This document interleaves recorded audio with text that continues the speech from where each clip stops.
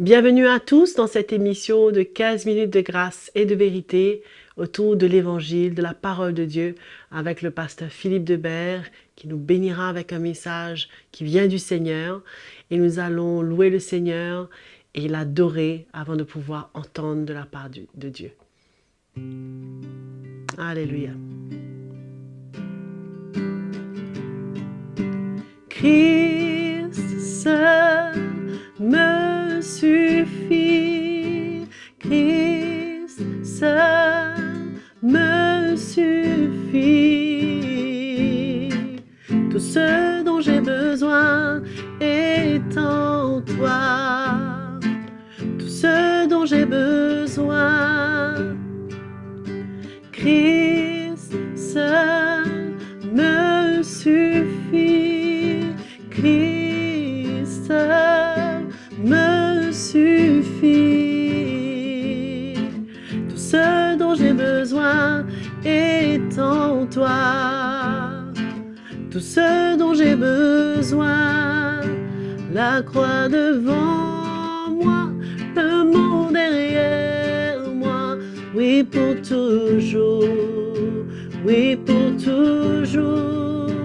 Oui, j'ai décidé de suivre Jésus. Oui, pour toujours, oui, pour toujours. Oui, pour toujours, oui, pour toujours. Oui, pour toujours, oui, pour toujours. Que ce soit le désir de notre cœur, que Christ nous suffise à tout temps et à tout moment. Sans plus tarder, nous allons entendre la parole de Dieu. Bonjour à vous tous, mes frères et sœurs qui nous rejoignez encore ce matin pour une nouvelle session de 15 minutes de grâce et de vérité. C'est une grande joie de vous retrouver dans cette série Terminer la course. Merci Joël pour ce moment de louange qui est tellement précieux. Merci pour le temps que tu accordes pour être avec nous chaque matin. Ce matin, j'aimerais vous encourager et m'encourager aussi à, toujours dans cette série, afin de nous équiper pour terminer la course, de nous assurer que nous allons terminer la course, nous avons besoin de nous nourrir. Nourrissons-nous de la bonne nourriture. Bien sûr que nous avons besoin de la parole de Dieu pour grandir, c'est évident. Je crois que n'importe quel chrétien, depuis sa nouvelle naissance, depuis ce jour où vous êtes né de nouveau, je crois que nous tous nous réalisons que sans la parole de Dieu, il nous est impossible de grandir. C'est une nourriture indispensable pour le chrétien. Et je me souviens, quand je suis né de nouveau, il y avait un zèle, un feu dans mon cœur pour lire la parole et je dévorais la parole de Dieu. Je me souviens de cette première Bible qu'on m'a offerte et tout est souligné et pourtant je le connaissais depuis quelques jours. Un amour pour la parole de Dieu, un amour pour cette nourriture qui est là pour nous équiper, nous encourager, nous fortifier. Et ce que j'aimerais vous encourager dans cette session, bien sûr, c'est de nous tourner vers la parole de Dieu, mais aussi de nous nourrir de la bonne nourriture spirituelle. La bonne nourriture. D'aller chercher cette bonne nourriture spirituelle. Celle qui va nous faire grandir, frères et sœurs. Celle qui va nous équiper justement pour faire face aux mauvais jours, faire face aux situations de la vie. Celle qui va nous fortifier et nous équiper et nous nourrir notre âme dont nous avons tellement besoin. Nous aider à tenir ferme, comme on a dit plus tôt, et nous édifier et nous permettre de résister au malin. Sans être nourris par cette bonne nourriture spirituelle, comment pouvons-nous faire face à toutes les situations de la vie, n'est-ce pas? Sans être équipés et armés, comment pouvons-nous tenir contre les ruses de l'ennemi, les ruses du diable? Comment tenir ferme, comme j'ai dit, quand le mauvais jour arrive? Et on avait lu dans la précédente session, vous vous souvenez, dans Éphésiens chapitre 6, comment l'apôtre Paul encourageait les Éphésiens à se fortifier, de revêtir toutes les armes de Dieu, bien sûr, pour justement résister dans le mauvais jour. Et il leur disait, au chapitre 6 de verset 17, de prendre l'épée de l'esprit qui est la parole de Dieu. Alors nous avons besoin de nous nourrir du vrai message. Et c'est cela mon encouragement ce matin. C'est de nous nourrir et d'aller chercher le vrai message de la saine doctrine, le vrai message de l'évangile, le pur évangile. Et de veiller à ce que nous écoutons et à quel évangile nous nous ouvrons. Tellement important. Nous avons besoin de nous nourrir du message apostolique. Ce message qui était prêché par les premiers apôtres, l'apôtre Paul, Jacques, Pierre, Jean, tous ces premiers apôtres, et ce message que le Seigneur a ramené au milieu de nous, ce message de Jésus-Christ, a ramené au milieu de nous, au milieu de l'Église, à travers l'onction apostolique et les autres ministères qui travaillent ensemble afin de nous emmener à nous édifier comme une maison solide, comme sur un solide fondement. Et c'est ce message que nous avons besoin, non seulement d'écouter, mais d'accueillir dans notre cœur. C'est le message de Christ et Christ crucifié.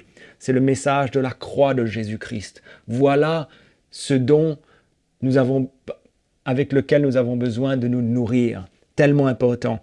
Dans 1 Corinthiens chapitre 1, verset 21, il nous dit « Car puisque le monde, avec sa sagesse, n'a pas connu Dieu dans la sagesse de Dieu, il a plu à Dieu de sauver les croyants par la folie de la prédication. » La prédication de la croix est une folie pour beaucoup.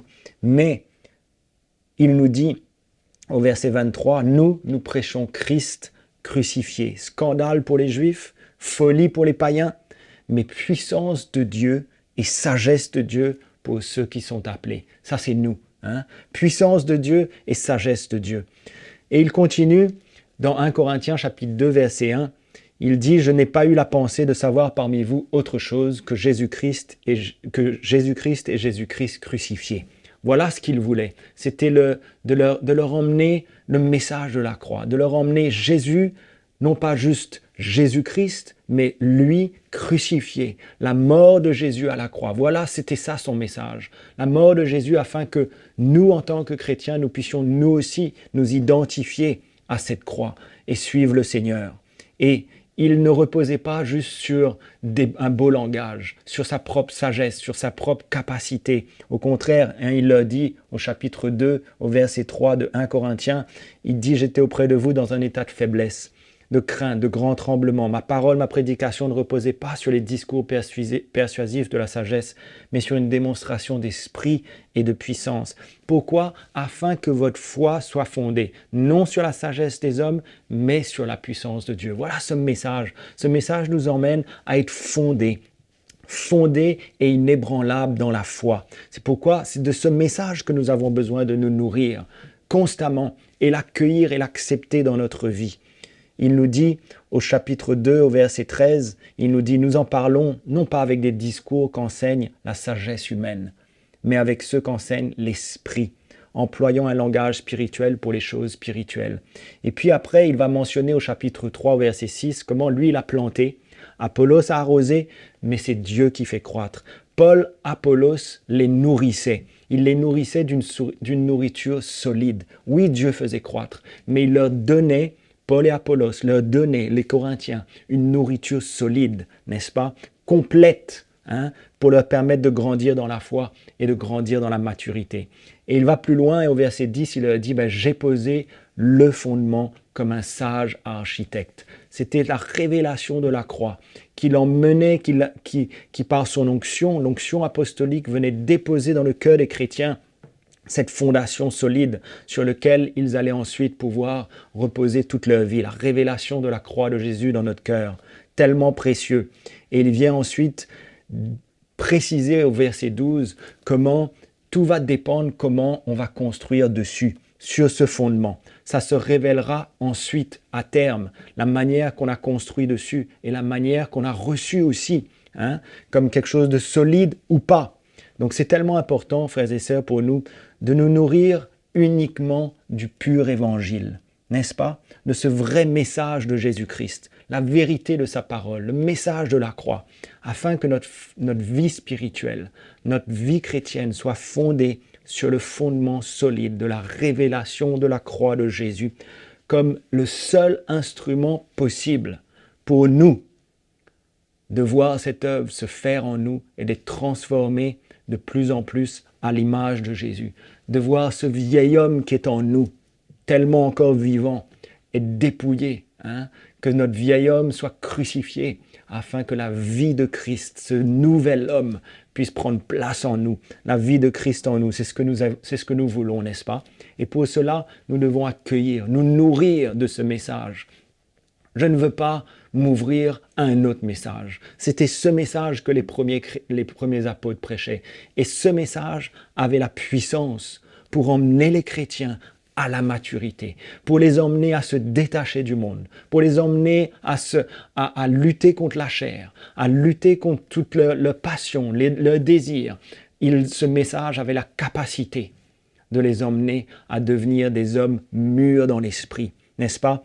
Pierre leur disait aussi dans 1 Pierre chapitre 2 verset 2, il leur dit « Désirez comme des enfants nouveau-nés le lait spirituel et pur afin que par lui vous croissiez pour le salut. » Désirez ce lait, désirez cet évangile.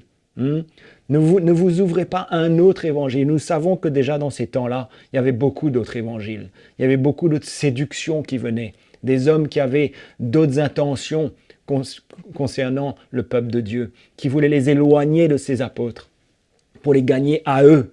Mais l'apôtre Paul les protégeait, l'apôtre Paul les avertissait constamment.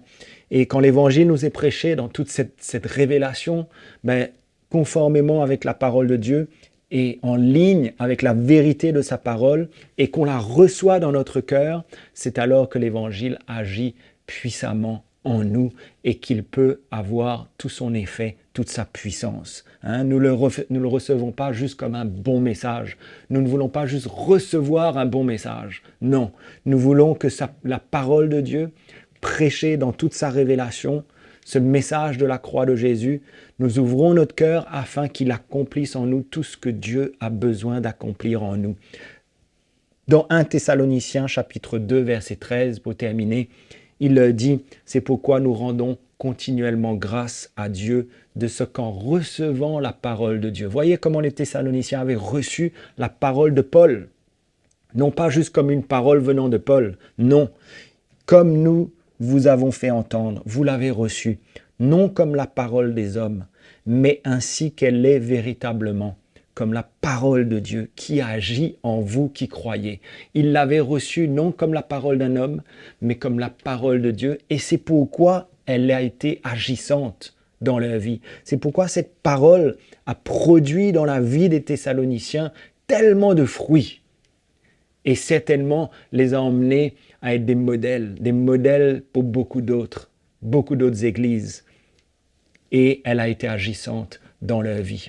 C'est pourquoi, frères et sœurs, encore une fois, je veux vous encourager à vous nourrir du bon évangile, de ce message, et de toujours l'accueillir dans votre cœur, de continuer à l'écouter, de continuer à le rechercher, de continuer à le partager. Il est tellement riche. Ce message de la croix, c'est le seul message capable d'emmener un chrétien à devenir un homme, une femme spirituelle, un homme et une femme, un chrétien établi sur une fondation solide, représentant Jésus, rempli de la vie de Jésus.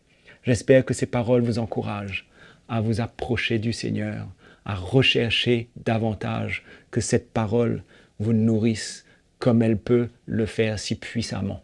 J'espère que ces paroles vous ont encouragé et on se retrouve dans notre prochaine session. Nous espérons que vous avez été bénis par ce message avec le pasteur Philippe Debert dans cette émission de 15 minutes de grâce et de vérité. Et nous vous encourageons à vous abonner à notre chaîne YouTube CTMI, à liker, partager ces liens. Et si vous avez des questions, vous avez des commentaires ou un témoignage, envoyez-les sur l'adresse qui est affichée à l'écran comme d'habitude. Et nous nous disons à très bientôt.